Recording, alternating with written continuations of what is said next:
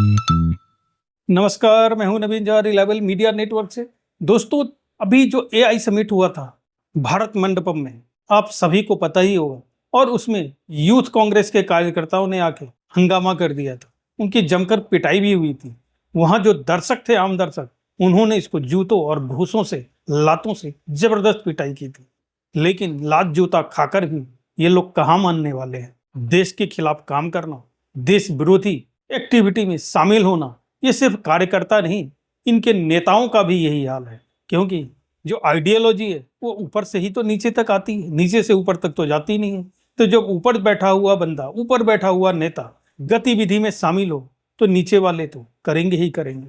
सभी के ऊपर एफआईआर तो दर्ज है, जांच चल रही है। लेकिन अभी एक वीडियो वायरल हो रहा है राहुल गांधी का, और उस वीडियो में राहुल गांधी ने एआई समिट का जिक्र किया है। पहले आप ये वीडियो देखिए, फिर उसको एनालिसिस करके लोग कहते हैं एआई, सुना होगा आपने एआई, सुना? यहां पे अभी जो समिट हुआ था, सुना आपने? हाँ, कर दिया काम यूथ कांग्रेस वालों ने।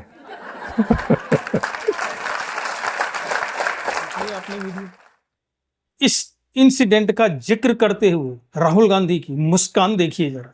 ऐसी मुस्कान किसकी हो सकती है जिसने साजिश किया हो और वह साजिश में सफल हो गया हो।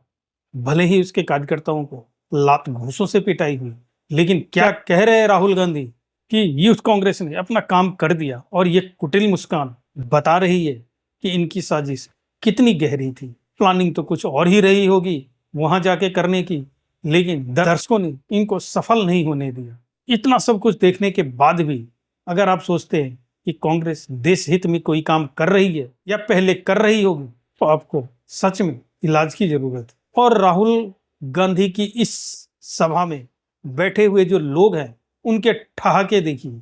ये कौन से लोग हैं? इनको आप किस कैटेगरी में रखते हैं? अगर देश के खिलाफ कोई काम कर रहा है, देश के खिलाफ बात कर रहा है, और आप उस मीटिंग में मौजूद हो और ठहाके लगा रहे हैं, तो आपको किस श्रेणी में रखा जाए? वो तो शुक्र है कि सोशल मीडिया है, और इनकी सारी हरकतें मिनटों के अंदर लोगों तक पहुंच जाती है। और इसलिए इनको लोग सिर्फ एआई समिट में लात जूते नहीं मार रहे हैं, अपनी वोटों से ही इसका इलाज भी कर रहे हैं। तब भी इनको समझ नहीं आ रही है, क्योंकि इनके पीछे बड़े बड़े धुरंधरों का हाथ है, जो देश के बाहर बैठे हुए हैं, भारत को कमजोर करने की साजिश में शामिल रहते हैं। और ये यहाँ पे उनका स्टूज बन के देश विरोधी काम में लगे रहते हैं, ताकि किसी तरह से सत्ता हाथ में आ जाए और फिर लूटपाट मचाते रहे, जैसे बरसों तक मचाते रहे। लेकिन देश की जनता को अब पल पल की जानकारी मिलती है, और ये वीडियो इतना वायरल हो रहा है।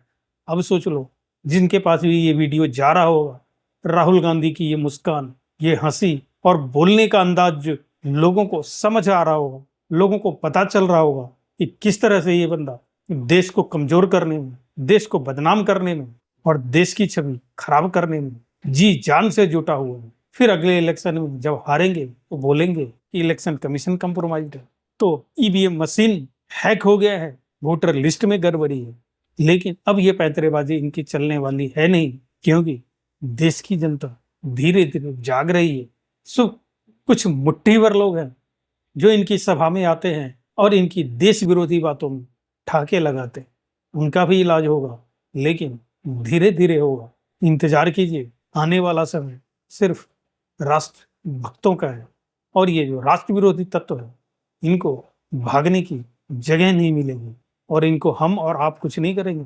इनको यहाँ के जेंजी ही खदेड़ के भगाएंगे। दोस्तों, अगर आपने अभी तक चैनल को सब्सक्राइब नहीं किया है तो कर लीजिए, और वीडियो को लाइक और शेयर करना न भूलना दोस्तों। धन्यवाद।